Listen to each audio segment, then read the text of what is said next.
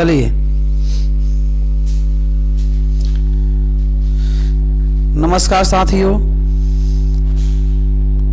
चलिए आज हम लोग अपना अगला लेक्चर यानी मानचित्र का लेक्चर शुरू करते हैं अपने गुरु का नाम लेकर। तो आज का हम लोगों का टॉपिक है अफ्रीका। अफ्रीका के हम लोग चौथे पार्ट पर हैं, यानी अफ्रीका के पश्चिमी तट को हम लोग देखेंगे। तो देखिए ये पूरा का पूरा अफ्रीका है। मैं इसे थोड़ा सा छोटा करके दिखाता चलूँ, आप लोगों को छोटा करके दिखाता चलूँ। देखिए ध्यान से, मैं थोड़ा सा स्मॉल कर दूँ इसे। देखिए ये पूरा का पूरा अफ्रीका है। ये देखिए ये पूरा का पूरा अफ्रीका है। ये पूरा का पूरा अफ्रीका है। हम लोगों को आज पढ़ना है अफ्रीका के इस पश्चिमी क्षेत्र के बारे में। यहाँ सेनेगल से लेकर गिनी बिसाऊ इस क्षेत्र के बारे में पढ़ना है। इस क्षेत्र को कहते हैं पश्चिमी तट, अफ्रीका का पश्चिमी तट। तो अफ्रीका का पश्चिमी तट कह लीजिए, या फिर इस शील्ड को कहते हैं गिनी शील्ड।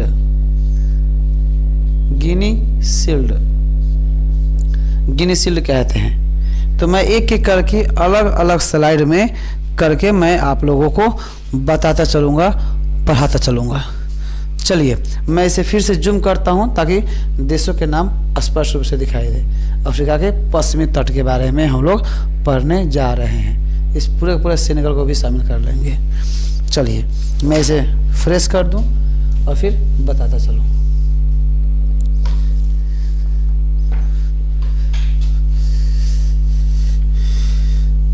चलिए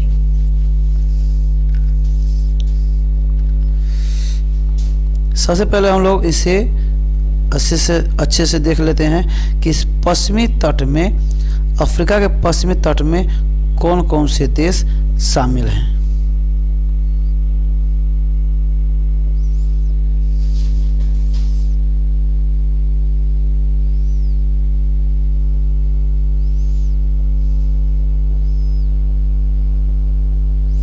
चलिए साथ आप लोगों को थोड़ा बहुत दिखाई दे रहा होगा, तो हम लोग शुरू करते हैं यहाँ से। ये सेनेगल है, ये वाला इलाका सेनेगल है। इसके अंदर है ये गाम्बिया, उसके बाद से ये गिनी बिसाऊ है, फिर ये गिनी है, इतना दूर तक का गिनी, फिर ये है सियरा लियोन, फिर ये है लाइबेरिया, ये है कोट दी आइवरी, फिर ये है कोट दी आइवरी, फिर ये यहाँ से हो जाएगा ये टोगो, ये कोट दी आइवरी कहाँ तक, ये पूरा ये यहाँ तक ये कोट दी आइवरी हो जाएगा। फिर यहाँ से ये पतला आ जाएगा घाना, फिर ये हो जाएगा टोगो, ये हो जाएगा अपना बेनिन, यहाँ से ये हो जाएगा नाइजीरिया को मैं लिख दूं, ये हो जाएगा नाइजीरिया। फिर ये हो जाएगा कैमरून, ये हो जाएगा कैमरून,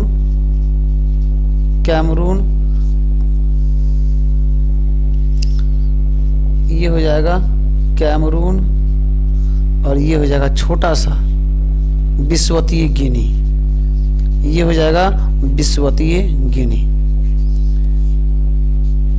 इस पश्चिमी अफ्रीका में इतने देश शामिल हैं: सेनेगल, गाम्बिया, गिनी बिसाऊ, गिनी, सियरा लियोन, लाइबेरिया, कोट दी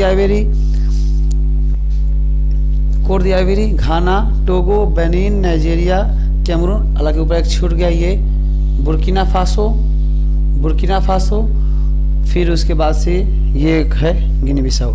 यहीं देखें 1 2 3 4 5 6 7 8 9 10 11 12 13 और 14। इस पश्चिमी तट में 14 देश शामिल हैं। अफ्रीका के इस पश्चिमी तट में कितने देश शामिल हैं? 14 देश शामिल हैं। आइए अब एक एक करके देखते हैं कि किस क्षेत्र में कौन से धातु मिलते हैं, क्योंकि हमारे यूपीएससी का जो GS1 है, GS1 यानी सामान्य अध्ययन प्रश्न पत्र 1, GS1 में जो भूगोल है, विश्व का भूगोल, तो उस विश्व के भूगोल में एक टॉपिक भी तो है भारत सहित विश्व के प्राकृतिक संसाधन। तो भारत सहित जो विश्व के प्राकृतिक संसाधन है, तो इस प्राकृतिक संसाधन के टॉपिक के अंतर्गत हम लोग संसाधन को देखेंगे कि इस क्षेत्र में कौन से संसाधन पाए जाते हैं। तो सबसे पहले हम लोग देखेंगे इस टॉपिक के अंतर्गत खनिज, कि इस क्षेत्र में कौन कौन से खनिज, कौन कौन से अयस्क मिलते हैं। आइए मैं पहले इसे साफ कर लेता हूँ, एक एक करके मैं बताऊँगा इस क्षेत्र के बारे में। हालांकि इस क्षेत्र के बारे में एक जानकारी और रह गई, आप लोग ध्यान से देखने पहले, फिर मैं बताता चलूँगा। इस क्षेत्र के बारे में एक और जानकारी रह गई। देखिए, ये जो गिनी क्षेत्र है ना, ये जिस गिनी क्षेत्र की मैं बात कर रहा हूँ, यह प्री कैम्ब्रियन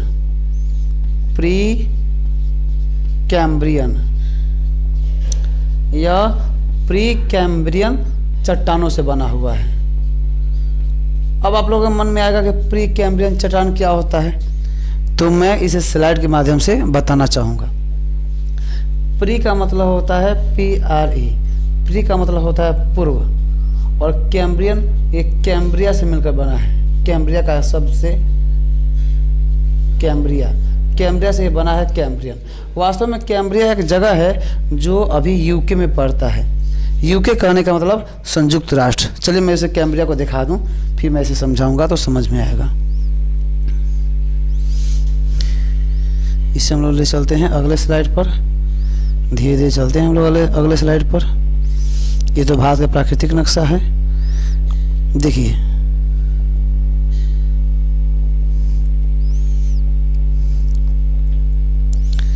हाँ देखिए, यहाँ पर शायद आप लोगों को शायद थोड़ा वो दिखाई देगा।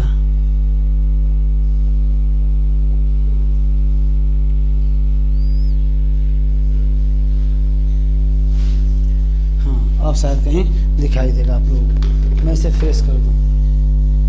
देख पा रहे हैं आप लोग, यही है यूके का चित्र, संयुक्त राष्ट्र का मानचित्र यही है। तो जो संयुक्त राष्ट्र का मानचित्र आप लोग देख रहे हैं ना, ये संयुक्त राष्ट्र का मानचित्र आप लोग देख रहे हैं यूके, जिसे आप लोग खासकर इंग्लैंड के बारे में नाम से जानते हैं। यही तो है इसका, यहाँ पर लंदन इसकी राजधानी है, ये इसका वेल्स है, वेल्स, और ऊपरी इलाका स्कॉटलैंड है। तो स्कॉटलैंड, इंग्लैंड और वेल्स तीन देशों से, और फिर इधर आयरलैंड भी है, इधर वाला दिखाया नहीं है, हाँ यहाँ पर है, आयरलैंड वाला इलाका भी शामिल हो जाता है। तो जो स्कॉटलैंड से थोड़ा सा नीचे वाला इलाका है ना, यही है कैम्ब्रिया, यही है कैम्ब्रिया।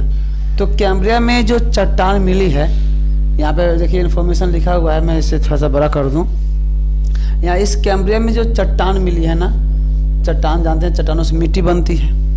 तो यहाँ से जो चट्टान मिली है ना, वो 60 मिलियन, कितना मिलियन, 60 मिलियन वर्ष पहले के चट्टान मिली है।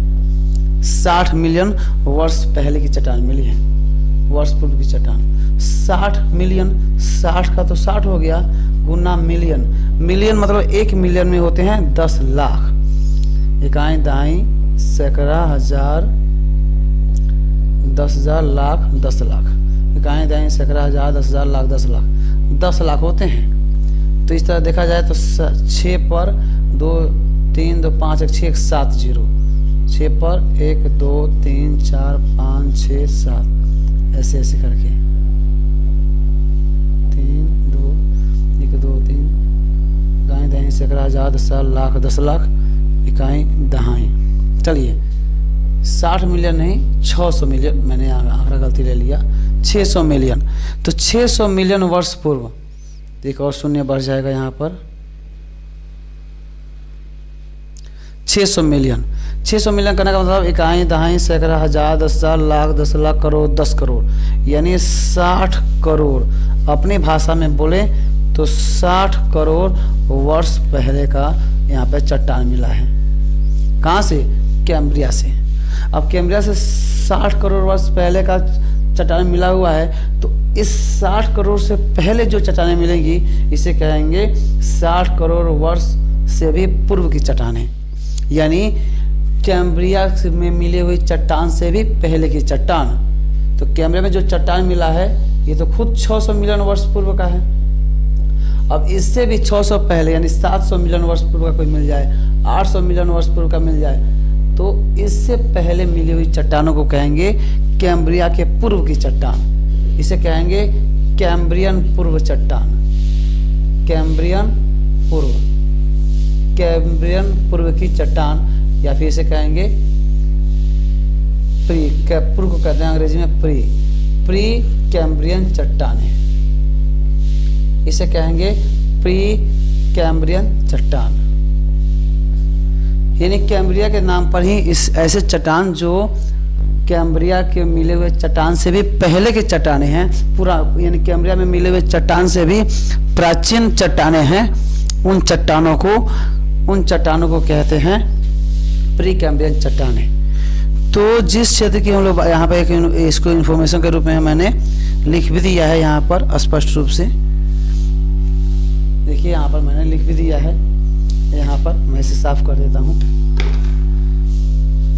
ये PDF मैं वीडियो के लिंक में डाल भी दूंगा, आप लोग वहाँ से डिस्क्रिप्शन में जाएंगे और वहाँ से PDF को डाउनलोड भी कर सकते हैं, डिस्क्रिप्शन में जाकर के नीचे यहाँ से आप लोग इस PDF को डाउनलोड कर सकते हैं। तो यहाँ 600 मिलियन वर्ष पूर्व यानी 60 लाख वर्ष पूर्व की चट्टानें मिली हैं। अब इससे पहले की जो चट्टानें मिलेंगी उसे कहेंगे प्री कैम्ब्रियन चट्टान।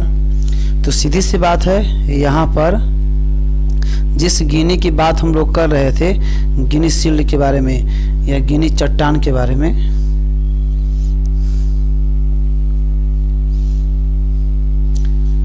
तो इस क्षेत्र की जो हम लोग बात कर रहे थे ना, आइए मैं बताता चलूं।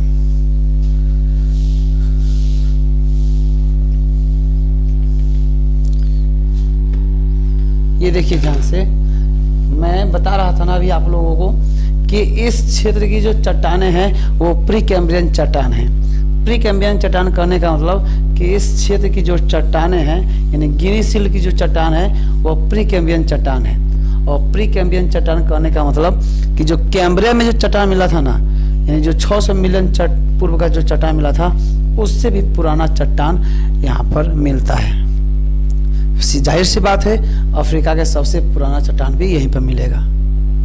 तो ठीक है, 600 से पुराना है तो पूछने वाली बात बनती है कि भाई कितना पुराना, तो जान लीजिए 2.8 बिलियन वर्ष पूर्व, 2.8 बिलियन वर्ष पूर्व की चट्टान। अब आप लोग कहिएगा कि मुझे तो समझ नहीं आया मिलियन बिलियन, अपने भाषा में मैं बताता हूँ। 2.8 बिलियन का मतलब होता है 1 अरब, 1 अरब। तो ये इसका मतलब हो जाएगा 2 अरब 80 करोड़ वर्ष पूर्व। अब 2 अरब 80 करोड़ वर्ष पहले की चट्टान मिली है। बताइए ये कहाँ था 60 करोड़ वर्ष पूर्व और ये कहाँ 2 अरब। जानते हैं 100 करोड़ में 1 अरब होता है, तो इससे लगभग 3 गुना 4 गुना से ज़्यादा पुराना चट्टान मिलता है। तो समझ गए आप लोग कि प्री कैम्ब्रियन चट्टान मिलती है। और चूंकि यह सील्ड है तो सील्ड में तो खनिजों का मिलना जरूरी है, इसलिए गिनी का चट्टान, गिनी के सील्ड, जहाँ पर भी सील्ड होगा, चाहे कनाडा में कैनेडियन सील्ड हो, चाहे हमारे ब्राज़ील में ब्राज़ीलियन सील्ड हो, हम लोग ब्राज़ील में पढ़े थे, चाहे हमारे भारत में जो छोटा नागपुर वाला जो है ना इलाका, झारखंड वाला इलाका, ये हमारा बिहार से नीचे वाला झारखंड, ये छोटा नागपुर का सील्ड हो, यहाँ पर खनिज मिलते ही मिलते हैं। तो अब देखते हैं कि खनिज मिलते हैं, तो भाई बता दो कौन कौन सा खनिज मिलता है। चलिए मैं उसे भी बता देता हूँ, परेशान होने वाली कोई बात है नहीं। चलिए एक एक स्लाइड पर हम लोग ध्यान से देखते चलेंगे। चूँकि वीडियो लंबा होगा इसलिए मैं सिर्फ इसमें खनिज के बारे में बताऊंगा। अगले वीडियो में मैं इसके वनस्पति के बारे में, फिर इसकी मृदा के बारे में, फिर इसके पारिस्थितिक तंत्र के बारे में एक एक वीडियो में करके बताता चलूँगा। चलिए हम लोग चलते हैं खनिजों में। सबसे पहले चलते हैं लोहा पर।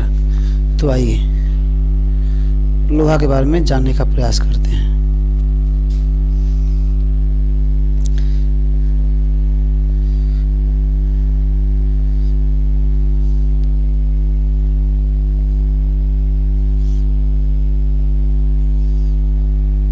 देखिए, समझ गए होंगे आप लोग। यहाँ पे लिखा है लोहे की उपलब्धता। तो लोहे की उपलब्धता दो देशों में मिलती है, एक सियरा लियोन और एक लाइबेरिया। एक सियरा लियोन, एक लाइबेरिया में मिलती है। कौन सा देश में मिलता है? एक मिलता है सियरा लियोन, एक है लाइबेरिया। देख पा रहे हैं आप लोग, सियरा लियोन और लाइबेरिया। अब सीधी सी बात है, अगर भारत को कभी जरूरत पड़ जाए लोहे की, तो या कि तो और अफ्रीका देशों के साथ संबंध अच्छे हों, तो वो किन देशों के साथ, अफ्रीका के किन देशों के साथ वो लोहे का आयात निर्यात करेगा? निर्यात नहीं, आयात करेगा। तो सियरा लियोन और अफ्रीका से यहाँ से जहाज भिजवाएगा, जहाज भिजवा करके यहाँ पर जहाज भिजवाएगा और यहाँ से जहाज के माध्यम से लोहा आयात करके मंगवा लेगा। तो सियरा लियोन और लाइबेरिया। इसलिए हमें खनिज संसाधनों को पढ़ना जरूरी है कि जैसे हमारे यहाँ लोहे की जरूरत पड़ेगी, हम लोग अफ्रीका का सियरा लियोन और लाइबेरिया से लोहा मंगवा लिया करेंगे। इस चीज को यहाँ पर भी देख सकते हैं, सियरा लियोन को देखिए इस पहले मानचित्र में।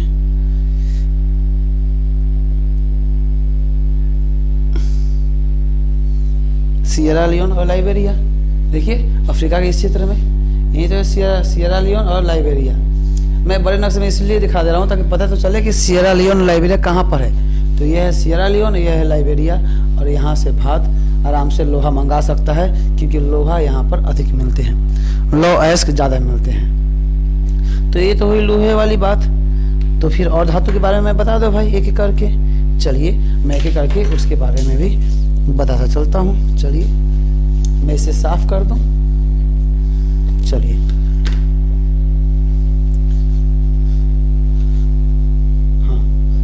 तो हमने देखा सियरा लियोन यानी लोहा के बारे में देख लिया। अब हम लोग देखते हैं आगे चल करके, लोहा के बाद आता है, बारी आती है तांबा।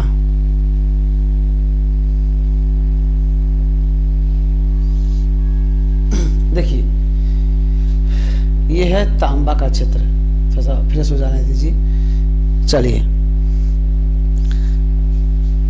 ये वाला क्षेत्र है तांबा, दिखाई दे रहा होगा यह तांबा। तांबा कहाँ पर? मैंने बताया था सेनेगल के बीचों बीच में, सेनेगल के बीचों बीच में एक पतला पतला ऐसे ऐसे फैला हुआ एक देश है और नाम है इसका गाम्बिया। नाम है इसका गाम्बिया। तो गाम्बिया से तांबा। तो भारत को जब भी जरूरत पड़ेगी कि भाई हमें तांबे की जरूरत है, तो तांबा कहाँ से आयात करेगा? ये अफ्रीका के देश में गाम्बिया से आयात कर लेगा, मंगा लेगा ये। तो तांबा मिल गया कहाँ पर? गाम्बिया। यानी बात कर लें हम लोग अफ्रीका के बारे में, अफ्रीका के बारे में बात कर लें। मैं इसे तो अफ्रीका के बारे में मैं तो बना दूं, तो यहीं पर तो है गाम्बिया। तो गाम्बिया से मंगा लेगा क्या? तांबा। ये गाम्बिया हो जाएगा और यहाँ पर है सियरा लियोन और ये लाइबेरिया। तो यहाँ से मंगा लेगा क्या? लोहा। यहाँ से लोहा मंगा लेगा और यहाँ से गाम्बिया से मंगा लेगा तांबा। हो गया, कोई दिक्कत परेशानी? तो ठीक है, गाम्बिया से आपने बता दिया। तो चलिए अब बताते चलिए कि सोने का भंडार कहाँ से मिलेगा। सोने का भंडार, सोने का भंडार मिलते हैं दो क्षेत्रों से। क्योंकि वीडियो लंबा हो जा रहा है इसलिए मैं थोड़ा सा फास्ट में चलूँगा ताकि वीडियो बहुत ज़्यादा लंबा ना हो जाए। चलिए उसके बाद से अगला है स्वर्ण भंडार, क्योंकि जहाँ लोहे की बात हो और सोने की बात ना हो ही नहीं सकता। भारत में वैसे भी सोने की कमी रहती है हमेशा, सिर्फ कर्नाटक में, ये जो कर्नाटक वाला इलाका है, इसके कोलार जिले में ही सिर्फ सोना मिलता है ज़्यादातर। तो हमें सोने की जब भी जरूरत पड़ेगी, कहाँ से भेंट करें, मुलाकात करेंगे? अफ्रीका में, नाइजीरिया और कैमरून। वो भी नाइजीरिया के पूरे इलाके में, नाइजीरिया के पूरे इलाके में एक साथ नहीं होती। चलिए हम लोग वीडियो को यहीं रोकते हैं क्योंकि बहुत ज़्यादा लंबा वीडियो हो गया है। इससे आगे हम लोग अगले चैप्टर में पढ़ेंगे। बस जो नाइजीरिया उन्होंने पढ़ा था, तो जो नाइजीरिया बन गया ना, मैं इसे फिर से बना दूँ अफ्रीका के नक्शे को।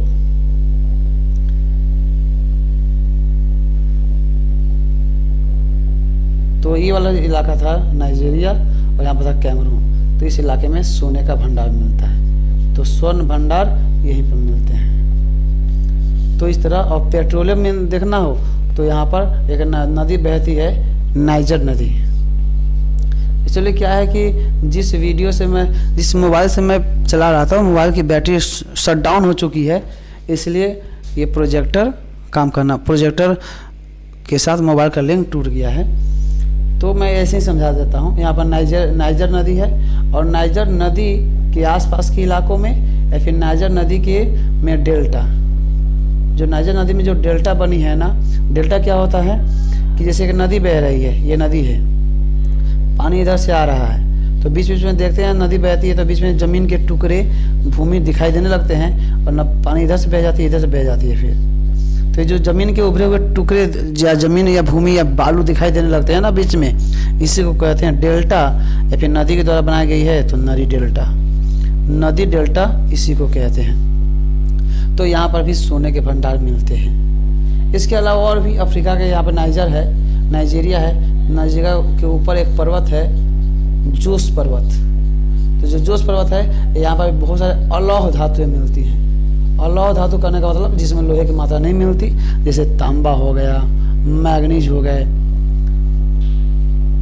तांबा हो गया, मैग्नीज हो गए, फिर उसके बाद शीशा हो गया, फिर जो हमने चांदी का बात किया वो चांदी हो गया। ये सब के सब कहाँ मिलते हैं? ये जोश पर्वत के आसपास। तो ये रहा हमारा अफ्रीका का क्षेत्र, और अफ्रीका के क्षेत्र में मिलने वाले खनिज तत्व। अगले वीडियो में हम लोग देखेंगे कि इसकी वनस्पति, इसकी मृदा, इसके पारिस्थितिक तंत्र, इस सब के बारे में हम लोग देखेंगे। इसके साथ ही मैं अलविदा चाहूँगा। आपका दिन शुभ हो। वैसे सुबह भी हो चुकी है, तो आपका दिन शुभ हो। जय माँ भारती।